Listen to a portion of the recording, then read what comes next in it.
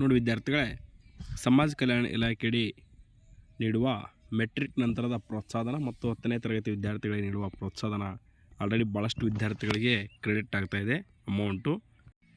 ನೋಡಿ ವಿದ್ಯಾರ್ಥಿಗಳೇ, ಇಲ್ಲೊಂದು ನಿಮಗೆ ಎಕ್ಸಾಂಪಲ್ ತೋರಿಸ್ತಾ ಇದ್ದೀನಿ.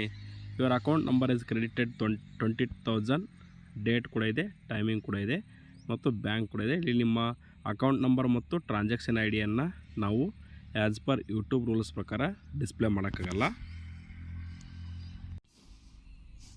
ಭಾಳಷ್ಟು ವಿದ್ಯಾರ್ಥಿಗಳಿಗೆ ಹಣ ಜಮಾ ಆಗ್ತಾಯಿದೆ ವಿದ್ಯಾರ್ಥಿಗಳೇ.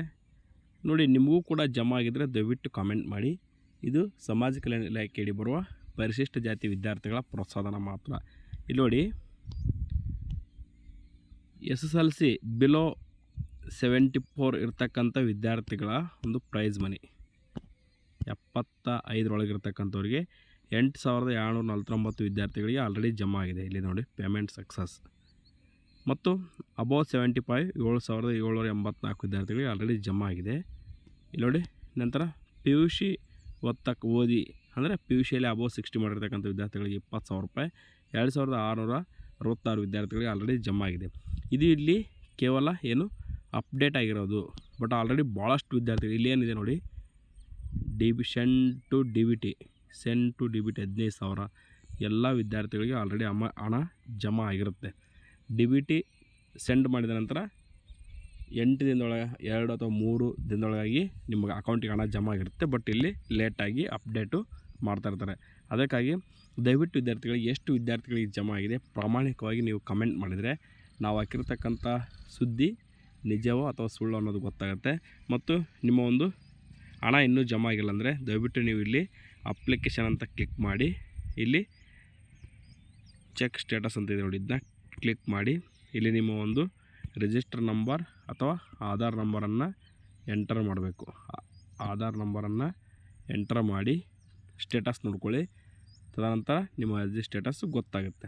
ಇಲ್ಲಿ ನೋಡಿ ವಿದ್ಯಾರ್ಥಿಗಳೇ, ಇನ್ನೊಂದು ಇಂಪಾರ್ಟೆಂಟ್ ಮಾಹಿತಿ ಏನಂದರೆ, ನೋಡಿ ವಿದ್ಯಾರ್ಥಿಗಳೇ, ಇತ್ತೀಚೆಗೆ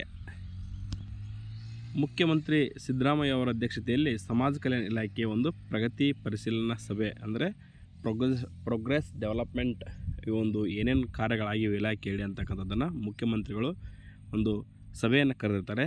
ಅಲ್ಲಿ ನೋಡಿ ವಿದ್ಯಾರ್ಥಿಗಳೇ, ಇಲ್ಲಿ ಇಂಪಾರ್ಟೆಂಟ್ ಆಗಿರ್ತಕ್ಕಂಥದ್ದು ವಿದ್ಯಾರ್ಥಿ ವೇತನ ಪಾವತಿಯನ್ನು ವರ್ಷದ ಅಂತ್ಯದವರೆಗೆ ಬಾಕಿ ಉಳಿಸಬಾರದು.